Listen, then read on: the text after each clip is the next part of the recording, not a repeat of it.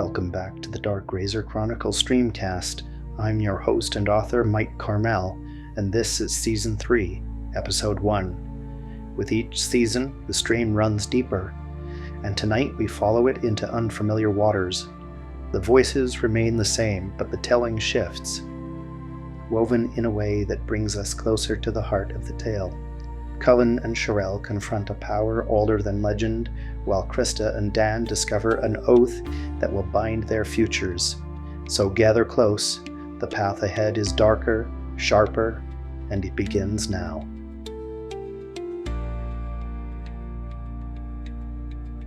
Sharael Maldine.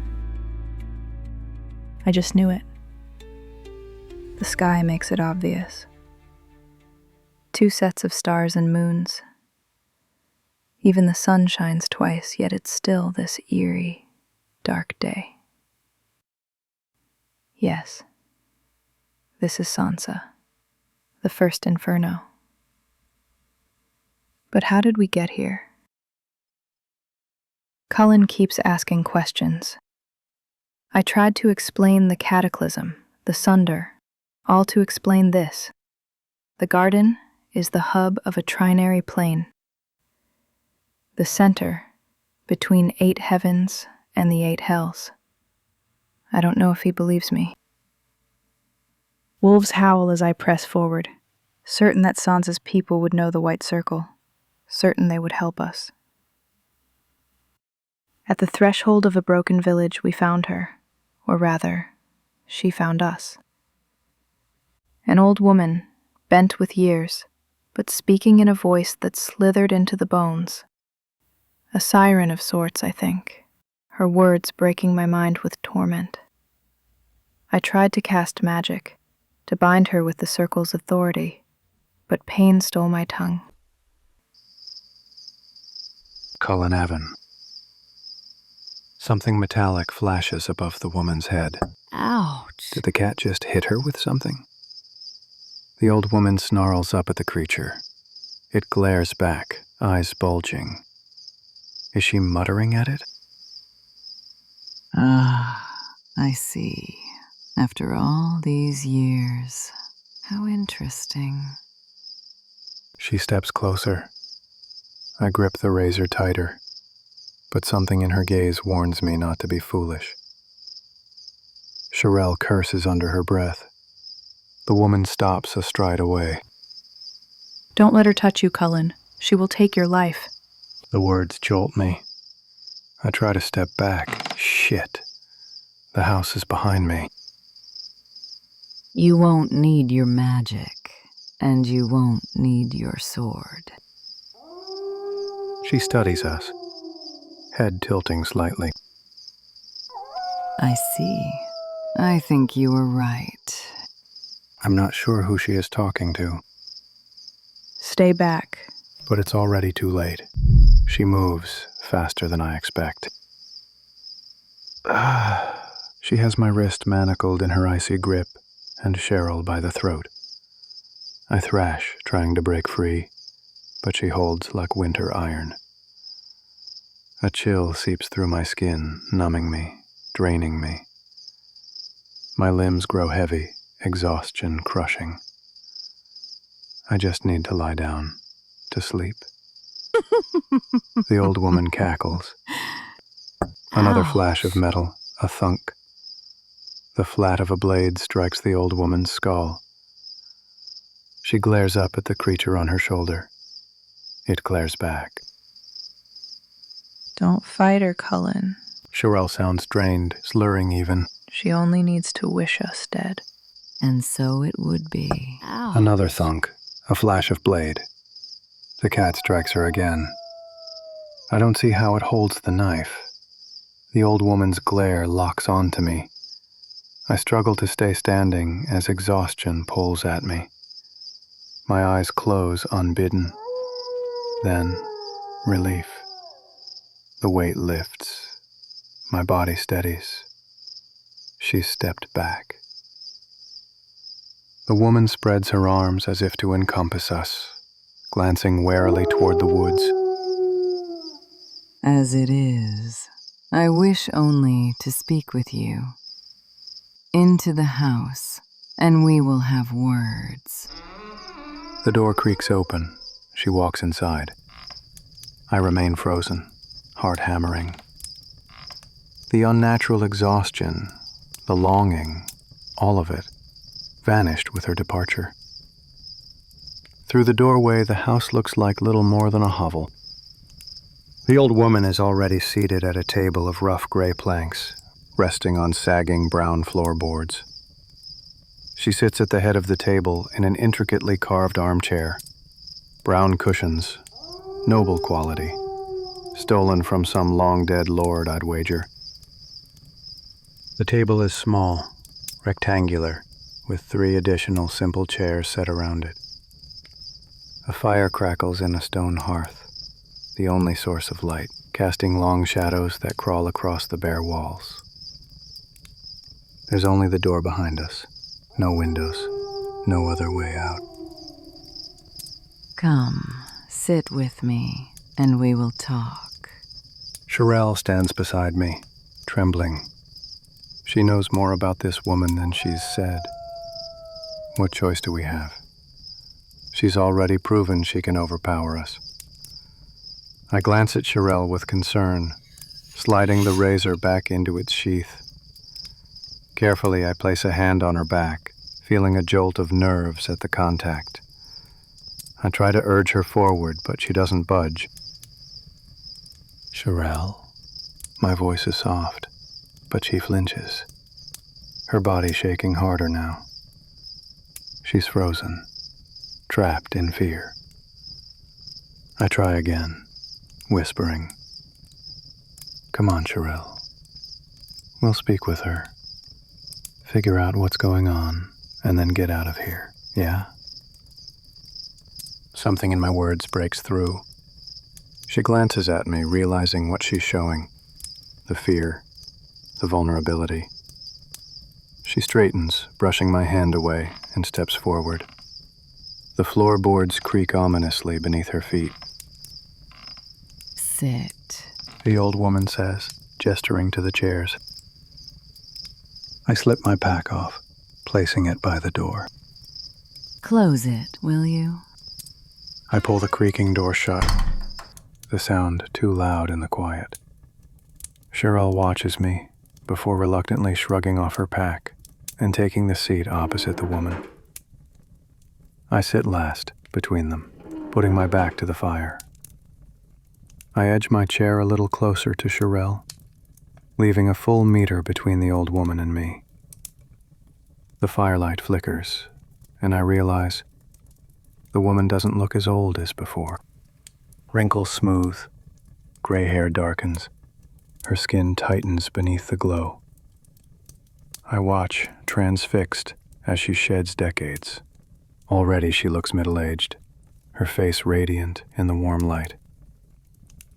She coos softly, snuggling into her chair with a satisfied smile. The cat is back, or had it ever left? It sits perched on her shoulder, rubbing against her head. Its face resembles a mountain cat, wisps of fur on its cheeks and ears. Its half-lidded eyes watch me with that bored, knowing look only cats can manage. Your presence here has given me a taste of what once was. Sharael shudders. I hesitate, then reach beneath the table, placing my hand over hers, a balled fist on her thigh. The contact is electric. Her fear radiates into me, sharp and raw, reigniting my own. The woman continues to change. Her features sharpen, youth returning like a slow tide. The memories, those haunting, seductive visions, flood back. I clench my jaw, trying to push them away, but it only makes them stronger. Do you know what I am? Sharael stays silent. The woman's smile fades. Her eyes darken, and that strange, pulling sensation returns. Waves of desire, of want crashing over me. Images fill my mind. Seduction, hunger, something darker. I shake my head, forcing my gaze away. Sharael gasps quietly. I turn to her. She's wincing, staring at her lap. I realize I'm squeezing her hand too hard and release it, murmuring an apology. Not sure. Cheryl's voice snaps out, sharp and bitter. You're Sayuth, a vampiress. I thought your kind were all dead. The woman's smile widens. Good guess, Sharael. But no, I'm not Sayuth. I haven't seen their kind in 1,000 years. She leans forward, eyes gleaming. I am something else. Sharael ignores her denial, pushing on. The circles destroyed your kind in the garden. The woman chuckles softly. The circles? They were never my enemy. Why would I fear them? Because you're inherently evil. They swore to end your kind. Oh my, I've been away far too long. I don't recall any such vows. But if you say so, White Circle, I'm not inherently evil, though. You kill the prime races for food. So does a bear. The force of her words slams into me, and I feel it again. That pull, the lust, the desire. But as her anger fades, so does the compulsion. She exhales. I don't deny your view of me, but I'm not here to justify myself. I hold no malice toward you. Sharael slams her palm on the table and stands. Then why are we here? We have pressing matters. Her sudden boldness tightens the knot in my stomach. Standing up to this woman feels like a mistake. But the woman doesn't lash out. I understand. What I don't understand is why you're here. This is Sansa. The word hangs in the air. Sansa. Krista Smithy. Oaths. 4 months goes quick like when every day's got staves and sweat in it. Dan and me, we don't count mornings no more. We count bruises. By the way my shoulders ache when I lifts a stave. By how many times Jin titters when he gets the best of me, and how many times he gets a crack on the bum when Lork ain't watchin'. Lork calls it discipline. Jin calls it fun. I calls it... well, I don't know yet, but I'm liking it more and more. The yard's damp this morning. Dew clings to the grass, soaking into my old worn boots. Staves lean against the rack. Lork waits in the yard. Jilly sitting on the porch with a cloth slung lazy over her shoulder. Jin and Maury up there too with staves in hand. Well, ain't them eager this morn? Good morning. Lork says. Morning, Da, Ma, I says in reply. Dan steps up onto the porch. I follow, taking a seat for a quick meal. Done. We know what gives, so we each picks our stave. Pair up. Dan jumps from the steps and makes into the field, turning on the spot, just where Lork's gonna want 'em. Jin jumps from the steps, and I makes to follow, but Jin throws his stave crosswise, blocks me off. Come on, I owes you from yesterday. Sure. You got a tough time sitting in the privy, ya? Nah, nothing like that. Just don't like's a girl getting the better. I'm gonna make it stripe for stripe. That gots me grinning. He don't howl when he gets one. Don't really react at all, cept for the red in his cheeks. A girl showing 'em, that's pain enough. Set. Lork calls, so we set. Wood meets wood. First crack jolts my palm. Jin's strong, reckless. He don't mind taking a hit if he can land one harder. He laughs when my stave cracks his shin. You gots mean in your Chris. He mutters low, just for me. Mean enough, I shoot back, pushing him off balance. Truth is, his grin makes my stomach flip more than the fight does. I don't let him see it though. I known him a good number of years now. Him and Maury are saviours. But just now, belly full, purpose in my days, no worries to gnaw. Well, I'm looking on him with new eyes. Crazy as he is, he's kinda cute. Now, I knows I'm a looker. I knows it well. From butcher to baker to candlestick. Well, not him. That bloke won't be looking at me like that no more. But them other two. Well, you can imagine what a proper gutter skunk likes I were to go through to get my brother fed. Fellow's got eyes for me, they does. So promises, smiles and waves gots us far. But the candlestick fellow, yeah, he gots my knee for his trouble. Now that I ain't covered in muck, clothes washed, boots newish, I feels like I'm glowing. Though just now it's my puffin as I try to avoid Gin's slash. We's rotate. Dan faces Maury. They's a good match, clean, neat.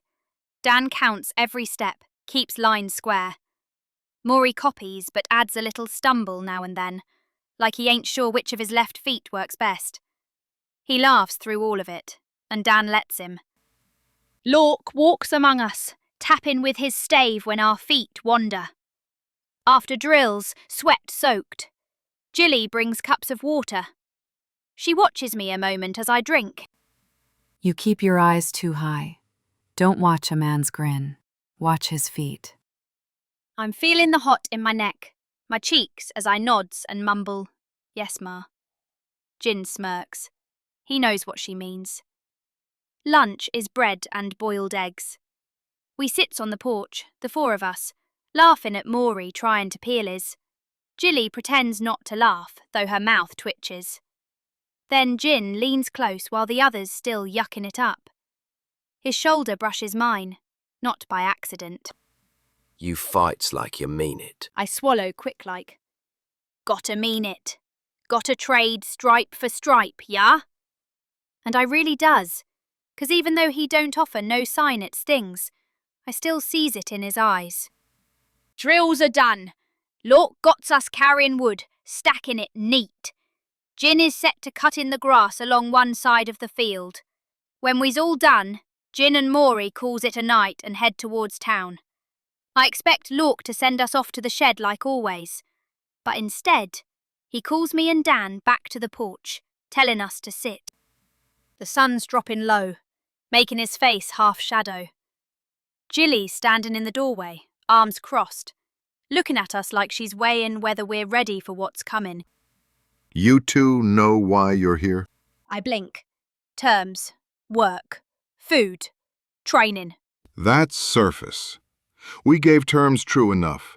Shed, chores, no stealing. But under it, there's more. Dan leans forward, eager like he always gets with rules. What more? Lork rests his stave against the rail. More to everything. Training, discipline, a life of service. I frown. Service? Dad's never talked like this before. Makes me wonder if drills was just the surface of something deeper. Jilly's voice cuts in, steady. Bound to oath. What kind of oaths? Watching. And holding lines that others will cross. Dan's lips move like he's trying to write it down in his head. What lines? Lines that guard. Lines that protect. Protect? Lork and Jilly, they's odd to my mind. They train us, let us sit at their table. Even takes us to town once a week to the public where they buys us drinks and eats all so we can have laugh and listen to the yarners. Hear stories of adventure, romance and follies. But it's the ones that talk of the goddess. The Dark Razor. Them's the stories that gets me all a prickle. I knows Ma and Da got something hidden. They gots that star, yeah? They said it was circle business. Everyone knows the White Circle gots the razor these last 600 years. The goddess, the blade. All sealed away from common folk. And to know that Lork and Jilly gots a role to play with the circle, well, tonight's little talk gots my bum fluff a tingle. The two of you have done well. You've been given terms, and you've worked hard to honor them. You're both old enough to be given a choice. I want to ask, choice for what? but I know it's coming. I want to continue your training. Harder than the boys, more serious too. I want to give you both a choice, to continue as things are, or to follow in our shadows. Well, that sounds ominous. Something like that. Follow in your shadows? How's that then? You know my history? Not a question. I've seen near 10 years training the Revet Guard. That drew some attention. We, Jilly and me, were offered a special assignment. When we accepted, that drew other eyes, brighter eyes. If you are willing to serve, I will teach. And one day, the two of you will be our successors. You will swear to service as we have. First to us, to prove your worth. Then, when your training is complete, to greater masters. It would be a life of servitude, with pay, with benefits and satisfaction. Well, I says, but look at Dan. His eyes are shining with excitement. I'm taking it to be a yes from him. My head nods before my heart does. To be honest, I says, I'm not sure I got it in me. That puts a smile on Jilly's face. About the kindest, softest smile I ever seen, like we was really a children, and we just did something to please her. That's one of the reasons we think you're right for it. But what of Jin and Maury? The thought puts a rock in my guts. It ain't all that special if it got them two in it. No, they can't be a part of it. Why not? Dan asks. I mean, it's obvious to me. Jin can't be trusted. He keeps challenging Lork. Maury ain't got the wits. And before my breath is out, Dar says the same in his own words. Dan seems to understand. Nods like it was something he already knew. We'll keep up with some of their training, of course. Teach them what they need to know to be alone on the road. But it will only be mornings now. They can help with the chores. I'll teach them the basics. We'll feed them breakfast. But after that, they'll be on their way each day. You two will train after field work and second breakfast, afternoons and evenings. So, same as all along then? Lork gives a smile. A real smile. Not a little bit of approval there. Girl, He says in a kindly way. you ain't seen nothing yet. But the boys, they won't be none too happy about that. I know. And we'll invite them back on occasion, perhaps once or twice a week. We'll see how they accept. The same tests I've given the two of you. The same tests they have failed so far. Failed? Small things, extra food taken, lines crossed. Well, that's the streets, I says in their defence. I know, Dar says kindly. but I think the streets run a little deeper in those two. I gets it. I does.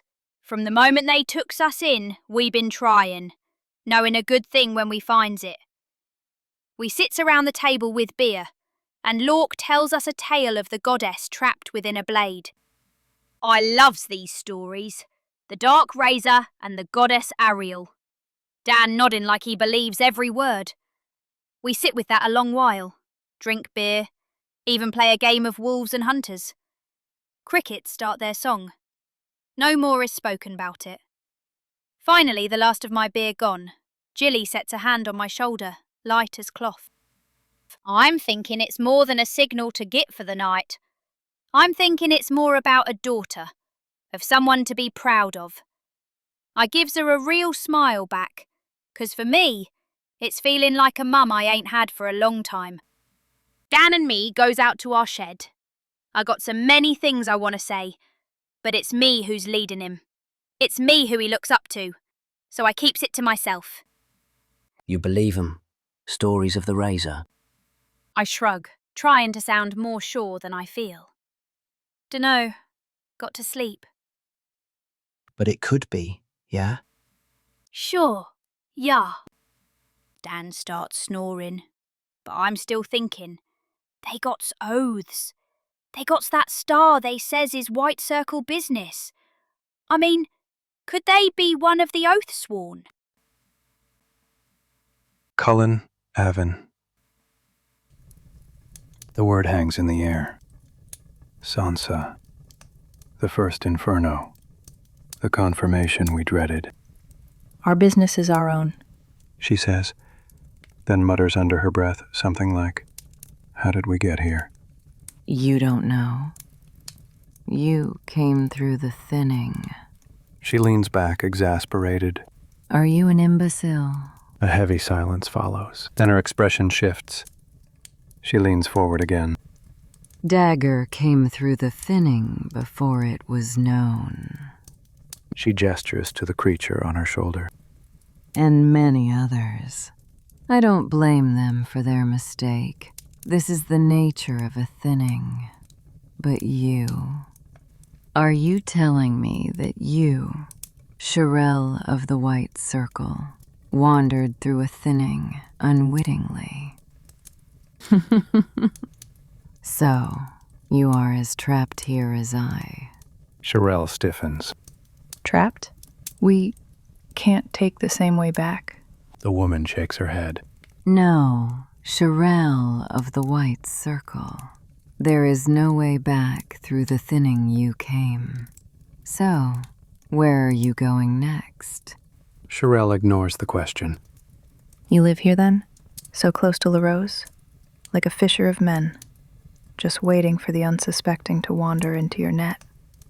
I did, years ago, but now it is nothing like that. Nothing like what? You've done the same with us. The woman's dark eyes flash. You said you are White Circle, did you not? How is it you do not understand a thinning? Even the common folk of the garden and Saddam know what it is. I listen, piecing things together. Sansa is similar to the garden. A thinning is a passage between them. And Saddam, the way she speaks of it, is that another world? Another hell? The woman sighs, sinking deeper into her chair. Her smile vanishes, and in the flickering firelight, the years seem to return to her, creeping back like shadows reclaiming a space they had surrendered. Dagger pokes her cheek with a paw. Stop it, Dagger. They've no way out. Dagger's brow furrows. He pokes her harder. The woman huffs, exasperated. All right. I suppose we've nothing to lose. She straightens, expression shifting. Sharael. A glint of metal flashes over her head. Another thunk. Ouch. The woman hisses, looking up at Dagger. All right, geez, aren't you Mr. Grumpy today? She focuses on me. I tense, expecting that pull, that unnatural longing. But it doesn't come. My name is Sandra, she says, watching me closely. A pause. I am Cullen. Sandra tilts her head slightly. Cullen. She repeats, as if testing the name. Is she really White Circle? The question catches me off guard. I hesitate. Do I believe Sharael? I glance at her, and the disappointment I see in her eyes settles the doubt in me. I turn back to Sandra. I believe she is, yes. Sandra murmurs, a flicker of surprise in her expression. You believe she is? I shake my head slightly. We are newly acquainted. I see. She studies me, then shifts her gaze back to Sharael. And you, young lady, what do you have to say in your defense? Your own consort admits doubt. I brace myself for Sharael to lash out, but instead she surprises me. She gives a small nod, her expression subdued. I have yet to prove myself to him, but he has earned that right. You have not. Sandra's expression darkens with narrowing eyes. I have not earned it, but I am due it. What is your family name? That is none of your business. Sharael says, her voice laced with warning. Sandra leans forward. On the contrary, Sharael, I know most of the prominent families of the garden. Most owe me in one form or another. I want to know which pair of imbeciles sired such a fool. Cheryl's fear vanishes. In its place, murderous intent. Sharael, I whisper. A quiet warning. She doesn't react to me. Instead, she leans forward, eyes locked with Sandra's, and hisses her answer. Maldine. Sandra hisses back, sharp, animalistic, like a cat. A shiver crawls up my spine. I glance between them, tense. Sharael Maldine. Sandra's voice twists Cheryl's first name, stretching it into something else. I glance at Cheryl. She hasn't reacted to the odd pronunciation, but her body is coiled tight with rage. Sandra mutters something under her breath, and something happens. A flicker of amber light over Cheryl, like the beginning of that light spell she cast in our laboratory, but it's gone as quickly as it appears. I tense. Who caused that? Cheryl looks slightly bewildered now, though she fights to hold on to her fury. Sandra, for the first time, looks genuinely confused. But you? Are you not tasked with the circle? Sharael jolts forward in anger. I am. That's what I've been saying. We are tasked with the greatest urgency. Sandra's expression sharpens. Her eyes darken, not just in the dim firelight, but literally darken. Show me. I don't know what Sandra means. Neither does Sharael, it seems. Then she reaches for the chain around her neck, the amulet of the oath taken. She pulls the amulet free, letting it glint in the firelight. Sandra stares at it for a long moment. The red of the amulet reflects in her blackened eyes. Then slowly, her gaze shifts to me. And you, Cullen Avon. She says, her voice softer, almost curious. Oath sworn. A question. The black lingers in her eyes, but the seduction does not return.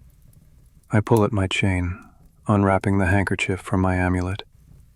Oath taken, I reply. Sandra studies it, then her gaze flicks downward, to my hip. Shit. Her eyes move between the two amulets, each with a small black bead centered under the surface in their gem.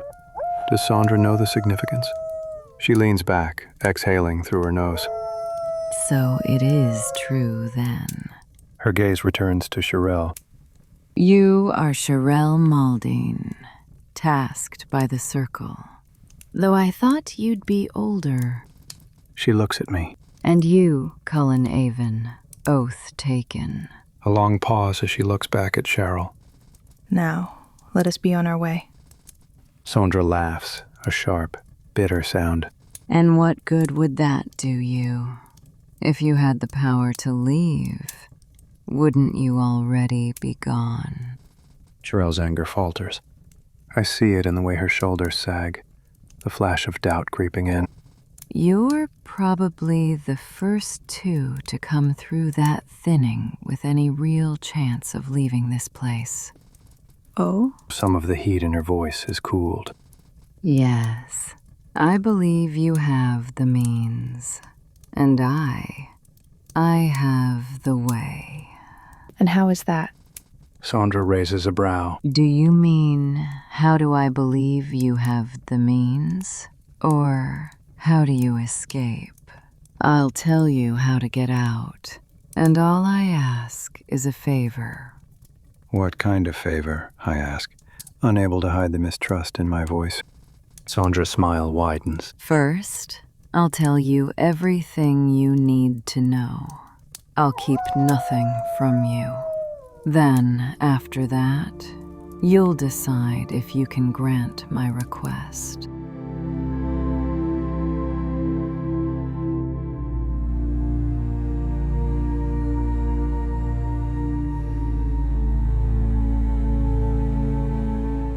And that's where we leave it for tonight.